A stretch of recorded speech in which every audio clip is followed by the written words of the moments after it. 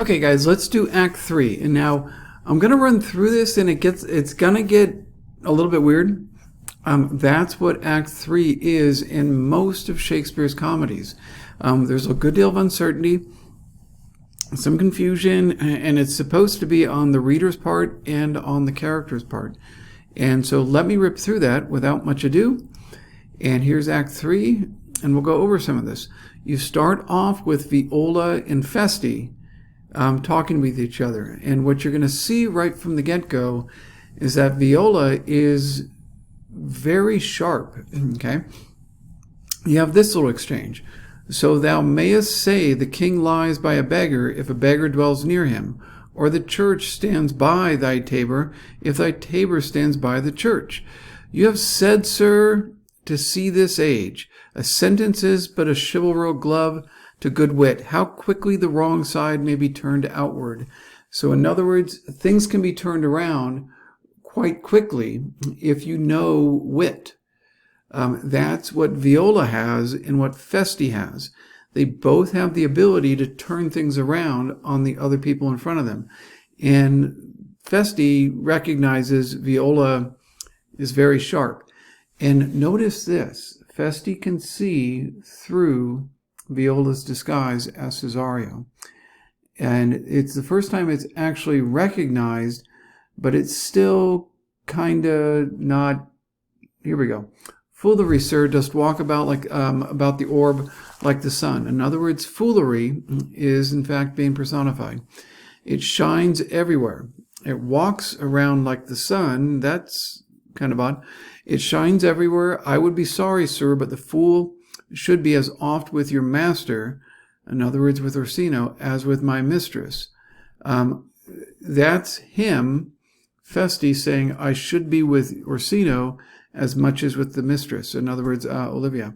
I think I saw your wisdom there. So I've been there, and I kind of recognize you from Orsino's house. Nay, and thou pass me upon me, all no more worth thee. Hold, there's expenses for thee. This is money. It's essentially to keep Feste quiet. It gets back to the don't ask, don't tell stuff that we saw with Antonio and Sebastian. Here's some money. We'll be quiet about this, okay? You didn't see me there. Don't ask, don't tell, okay? Now, Jove, in this commodity of hair, send thee a beard. That is a little bit odd. What Feste is pointing out is, by God, in this next commodity of hair, send thee a beard. So I hope the next time you grow some hair, you grow a beard.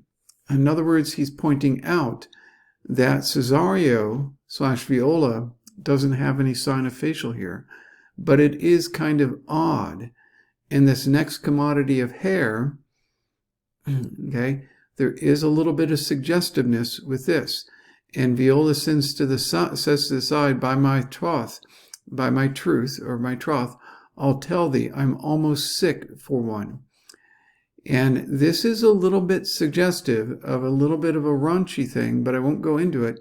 It's vaguely suggestive of kind of a lesbian sexual encounter, though I would not have it grow on my chin. In other words, I won't have it grow on my chin, but I would have one. And again, I won't fill in too many of the gaps, but it's quite suggestive. Watch where the play goes if you think it's just me making this up. Though I would not have it grow on my chin is thy lady within. And it keeps going.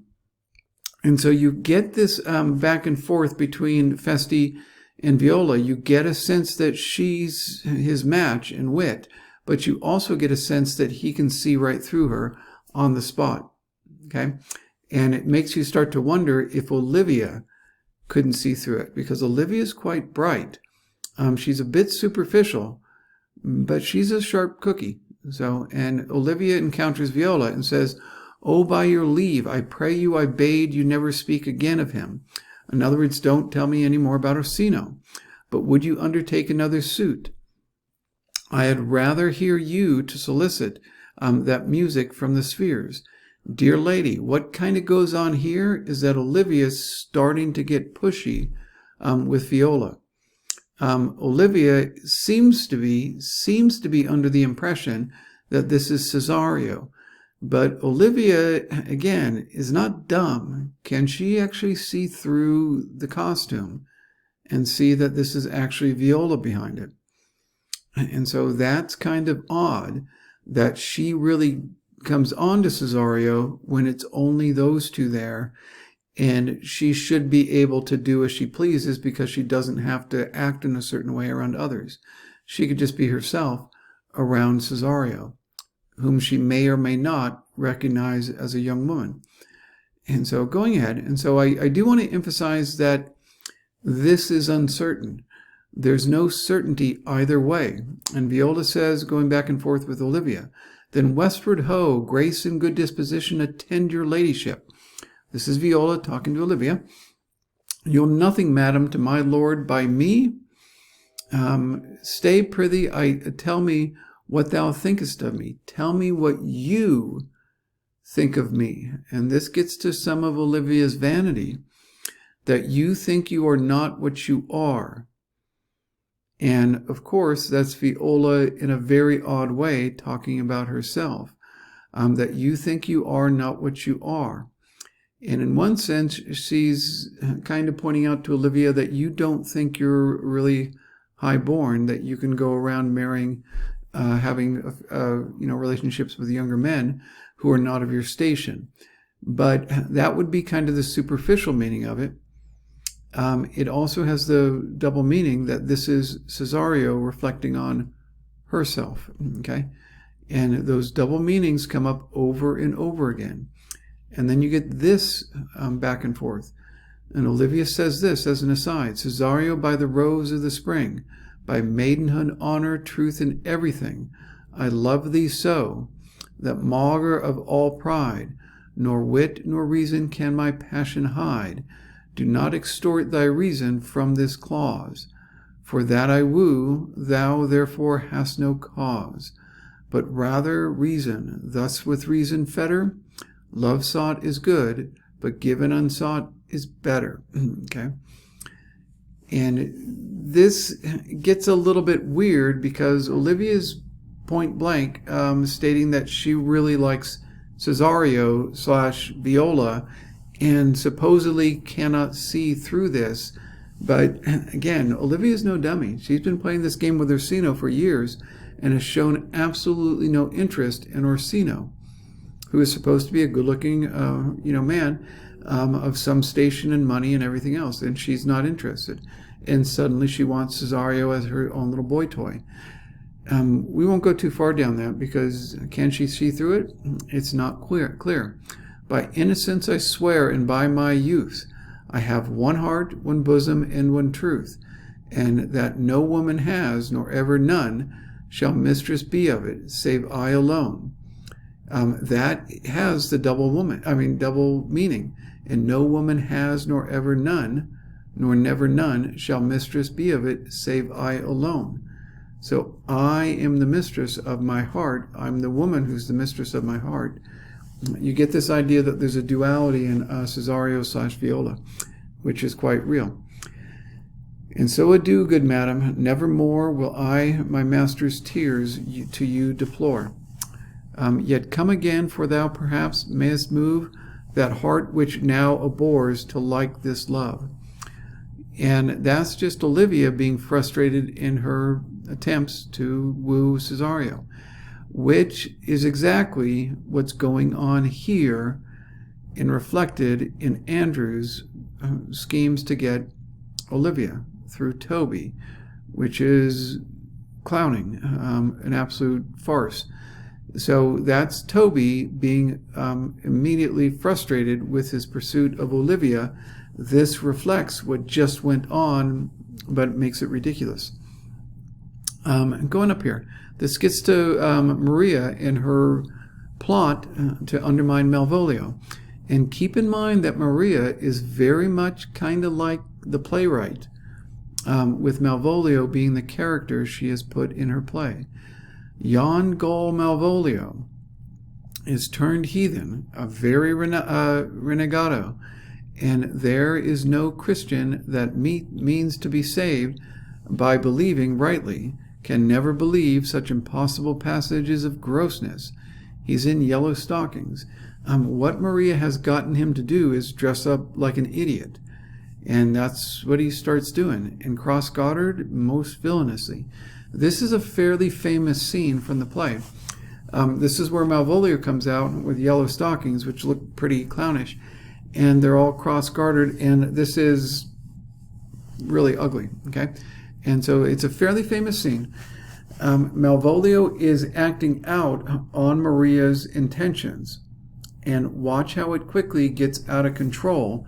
And this says a lot about what the author's intentions are with people being, whether or not this is real and whether or not it gets a little confusing about how much of this is just a play and fantasy and how much of this actually affects people, okay? And says most villainously, like a pedant that keeps a school in the church. I have dogged him like this murderer. He does obey every point of the letter that I dropped to betray him. He does smile of his face into more lines, is in the new map with the augmentation of the Indies. So in other words, he's following the script exactly. He's doing what he's supposed to. I've got him, okay? In other words, we possess him the way we possess the characters. But watch the way intentionality gets out of control. The more she has control, the more this is loaded to get out of control. Okay? And Sebastian then, and here's Sebastian. Now, keep in mind, this is scene 3. Sebastian at this point looks like Viola does, who is dressed as Cesario. They are replicants of each other, kinda. I would not by my will have troubled you, but since you made your pleasure of your pains, I will no further chide you. So I'm not going to get on your case. If you follow me, that's okay. I could not stay behind you. My desire more sharp than filleted steel did spur me forth, and not all love to see you. If you still doubt that Antonio and Sebastian had some kind of gay thing going on, it's still going on in the language of Antonio. There is almost certainly, I looked over the Wikipedia page and it suggests that there was some kind of gay affair. It's kind of, holy cow. I'm not sure if Antonio could say it more often in the play. This does bring up something, and this gets to a little bit of my perspective on Shakespeare. Shakespeare almost certainly was bisexual, at least. And if you read his sonnets, which we're not going to do, his sonnets go through aspects of homosexual love in one aspect or another. The whole idea that Shakespeare was heterosexual, boy oh boy, that gets hard to maintain. Okay, if you can start from the point of understanding that Shakespeare would be exploring issues of bisexuality and homosexuality, you can understand a character like Antonio far better. I think it's undeniable. The scholars I've read who've done work on his biography, yeah. The only people I'm hearing deny it are people like Wikipedia, kind of, or very old scholars. He was really recognized as almost certainly a homosexual or bisexual writer in the 90s, the 1990s. So keeping going. And let's jump up here. And remember that Antonio is taking risks, okay? And watch where this goes. It might have been since I answered in repaying what it took from them, for which traffic's sake most of our city did. I myself stood out, for which, if it be lapsed in this place, I shall pay dearly. In other words, there's some kind of property crime that Antonio has that gets a little vague. It isn't so certain. But a number of people were involved in this from another state, and he just stood out for some reason. For some reason, Antonio stood out among the group. Okay, and going up here, and this is scene 4, and this is where things start to get weird. Olivia says, "Why? What's the matter? Does he rave?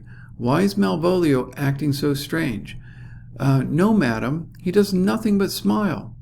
Ladyship were best to have some guard about you if he come, for sure the man is tainted in his wits." That's weird, because Maria knows what's actually going on, and she's now misleading Olivia.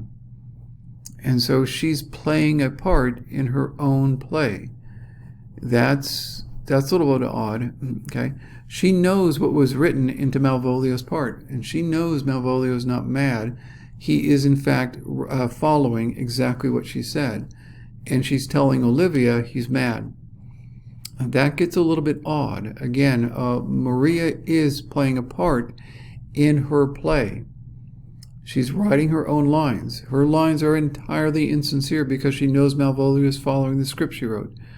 But she's putting herself in the play and coming up with fabricated lines. That is, in fact, what Shakespeare did. He was, at times, a character in his own plays. Okay? All right, going ahead.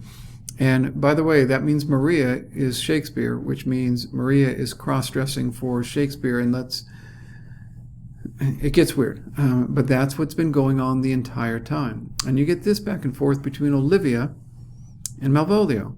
Wilt thou go to bed, Malvolio? To bed, aye, sweetheart, and I'll come to thee. I'll good comfort thee. Why dost thou smile so and kiss thy hand so often? How do you, Malvolio? Again, this is Maria acting as if something's wrong with Malvolio. In fact, she knows exactly what's going on with Malvolio. She's acting confused. Olivia is confused. But again, remember, Shakespeare wrote the lines that told Olivia to act confused. Are you confused now? A little bit. At your request, yet nightingales answer daws. Okay, so in other words, birds answering birds. Okay, some are born great. This is a famous line. This is usually misinterpreted. This line from Malvolio is a line from Maria.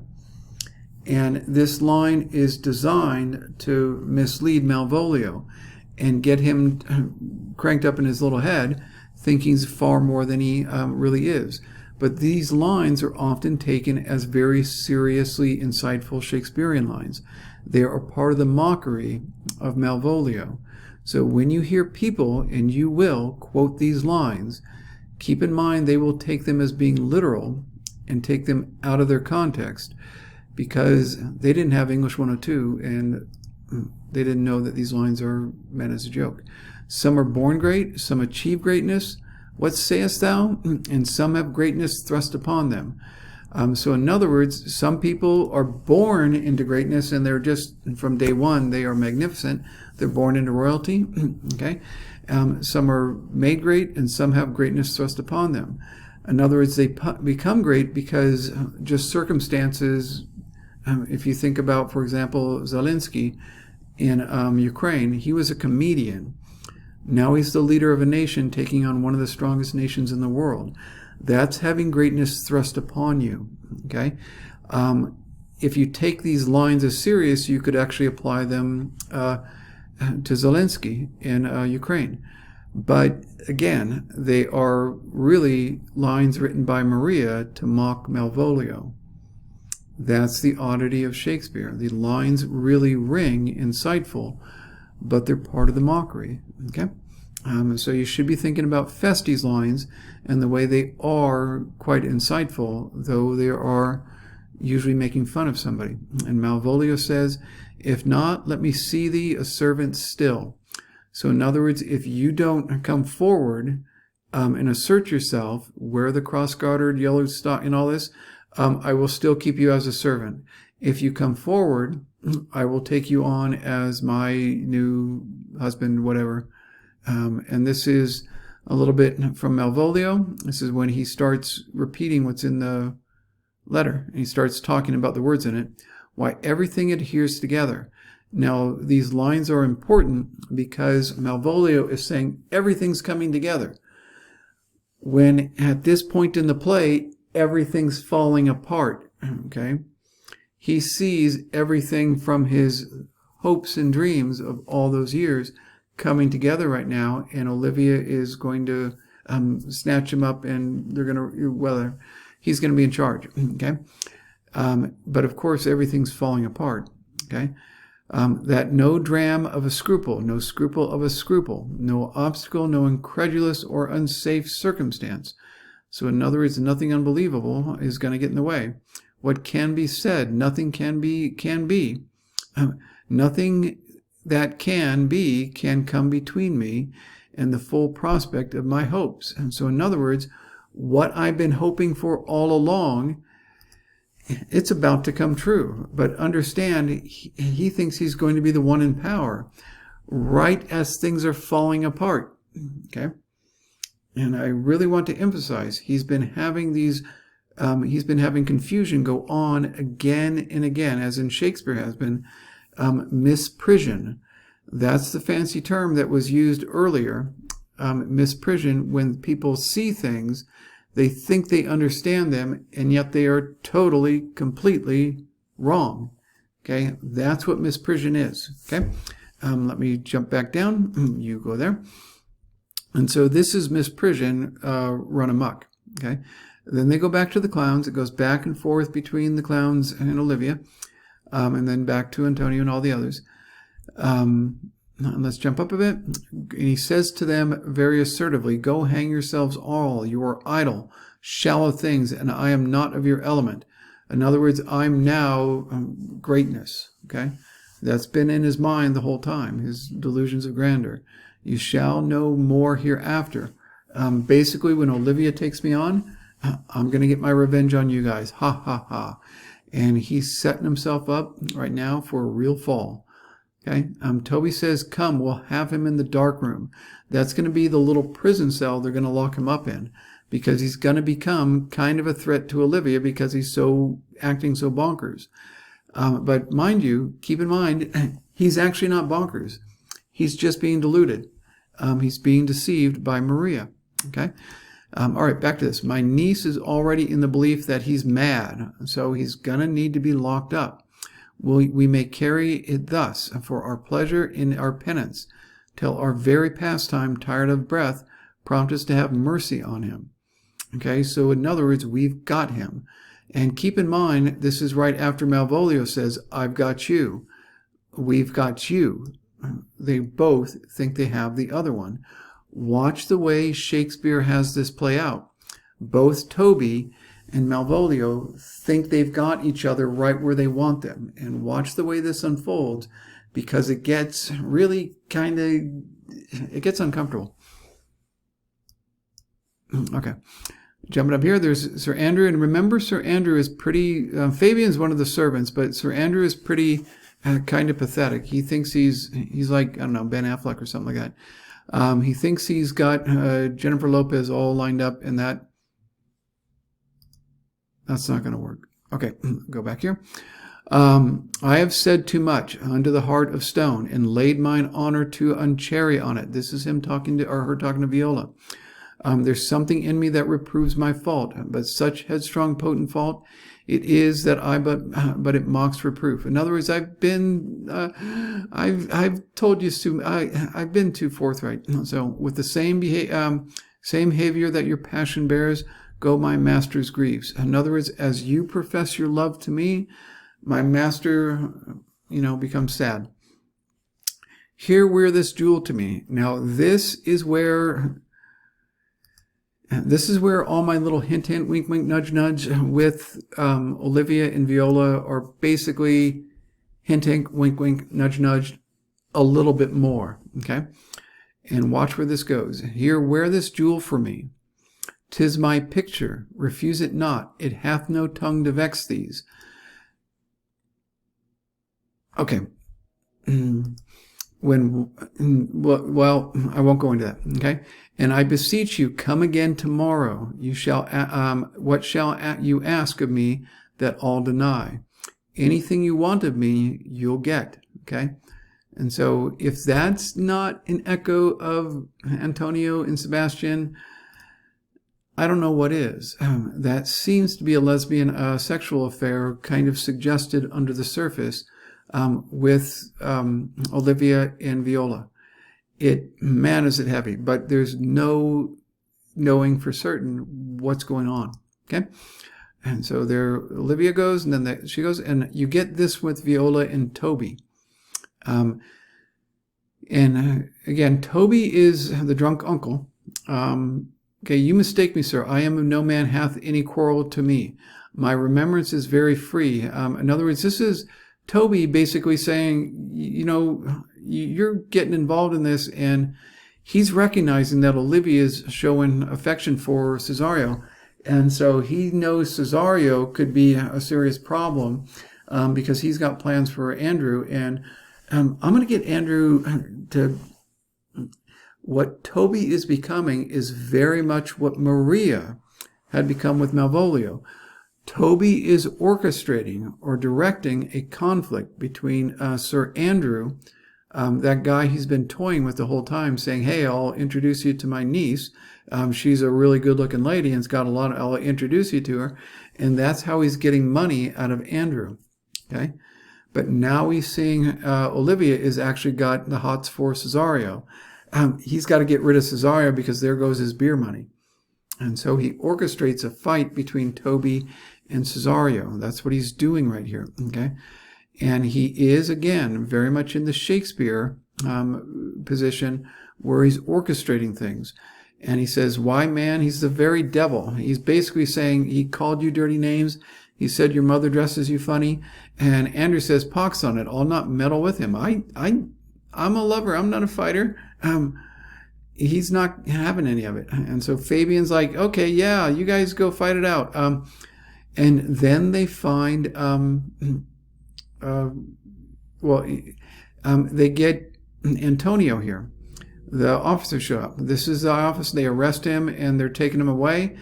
And Antonio says to Viola, I must obey. To Viola, this comes with seeking you. In other words, Antonio thinks that Cesario / Viola is Sebastian. I'm getting arrested now because I came with you, okay? But there's no remedy. I shall answer it. Basically, I'm getting locked up because I loved you so. And then, Viola, I must entreat you some of that money. Remember, he gave Sebastian the money. And now he misrecognizes, he thinks Cesario / Viola is Sebastian. This is another case of misprision.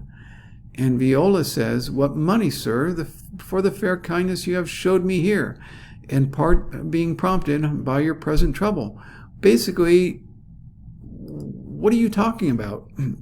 And this is happening once again to Cesario. And keep in mind that Cesario is the character that most people in the audience would identify with and is getting tossed around like a ship in the ocean. Hint, hint, wink, wink. Okay. You will deny me now? Is it possible that my deserts, deserts to you can lack persuasion? In other words, are you going to treat me like this? I thought more of you. Viola says, methinks his word do such passion fly. In other words, Viola starts to realize that, hey, wait a second. This guy seems to be talking about my brother. Maybe my brother's still alive. And so what's going on here is that in this misprision moment, Viola is getting a moment of clarity. When Antonio has a time of misprision, in other words, misrecognition and confusion, Viola / Cesario / whatever, has a moment of clarity into where her brother might be, that he might be alive.